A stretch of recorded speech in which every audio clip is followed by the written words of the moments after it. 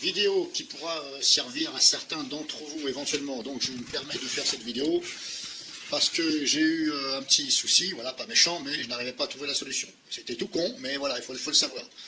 Donc par l'intermédiaire de YouTube, j'ai discuté avec quelqu'un, j'ai mis ma vidéo en ligne aujourd'hui, et par rapport à ce qu'il a dit, ça m'a fait tilt. Donc en fin de compte, le problème qu'il y avait, c'est que là je suis sur ici un ordinateur portable, bon bref, que ce soit portable ou pas, on s'en fout, c'est un Windows 8.1. Donc normalement c'est valable pour Windows 8 et 10, voilà, y compris le 8.1 bien sûr.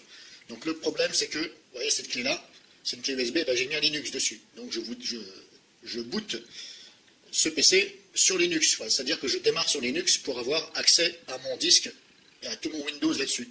Et le problème c'est que bon, ça fonctionne, le Linux démarre, mais je ne peux pas accéder à la partition Windows.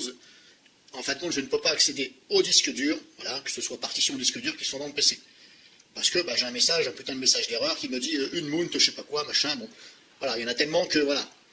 Donc le problème, ça vient pas du Linux, ça vient tout simplement d'un paramétrage qui se trouve dans Windows 8, voilà, et Windows 10 bien sûr, y compris le 8.1. Vous allez dans tous les programmes, panneau de configuration, et vous allez dans options d'alimentation. Alors comme je vous dis, voilà, c'est tout con, mais il faut le savoir. Donc option d'alimentation, c'était, que je me rappelle.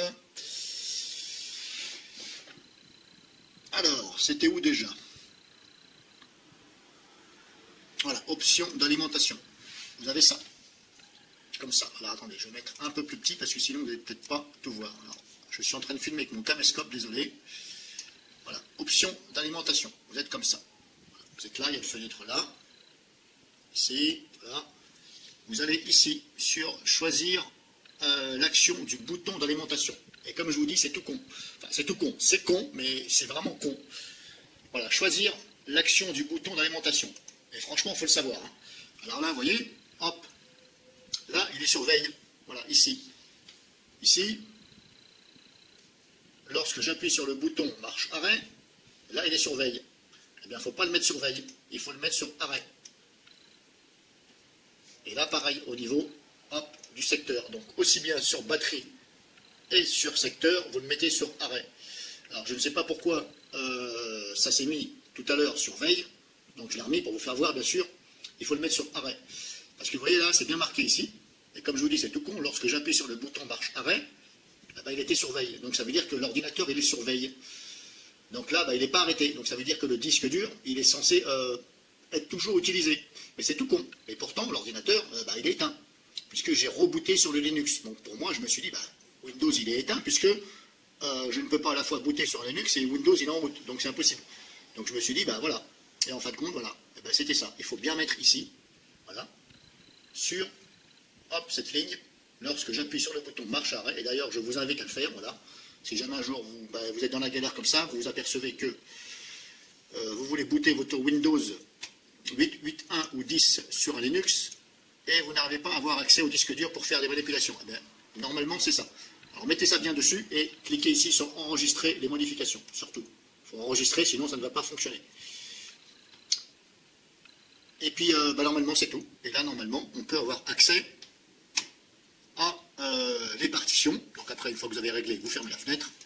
Voilà. Je vais mettre la clé USB. Hop. Je mets la clé USB, je redémarre. Périphérique non reconnu, non c'est pas grave. Hop, c'est la clé des fois. Hop, elle fait un peu des caprices. Ça peut arriver.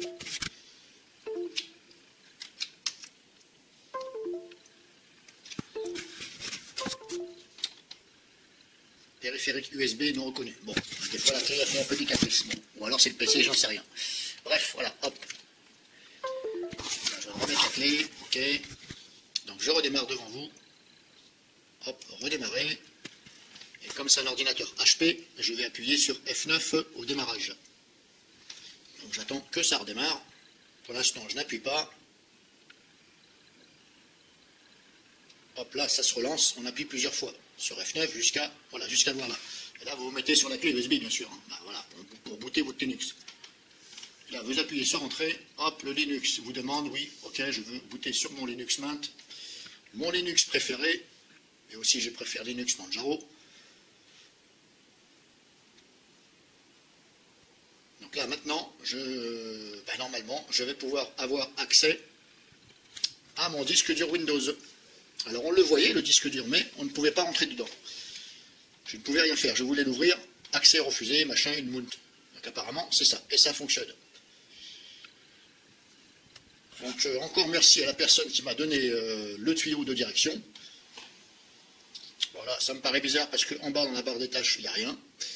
Un peu bizarre. Donc c'est pas grave, j'ai cliqué sur computer, là c'est peut-être un bug. Vous voyez, hop, d'un coup, je n'ai plus rien en bas. Voilà, la barre. Je sais pas ce qui se passe là en bas. Linux, Mint, plus rien. Il est où le bouton? Bon, bref.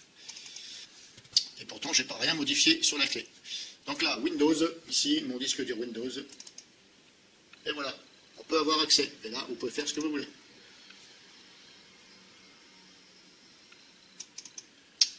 Voilà, donc là, vidéo finie. Je vous ai fait montrer comment faut faire pour, si vous avez éventuellement un problème, si depuis votre Linux, soit qui est sur un CD ou clé USB bootable, vous voulez avoir accès à votre disque dur et aux partitions Windows sur un PC Windows. Si vous voyez qu'il y a erreur avec un message que je mettrai, bien entendu, dans cette vidéo, si vous voyez donc qu'il y a ça, vous faites comme je vous ai dit, et normalement ça fonctionne. Voilà, et ne remettez pas, après l'action du bouton d'alimentation, ne le remettez pas sur veille. Normalement, il doit être mis sur arrêt.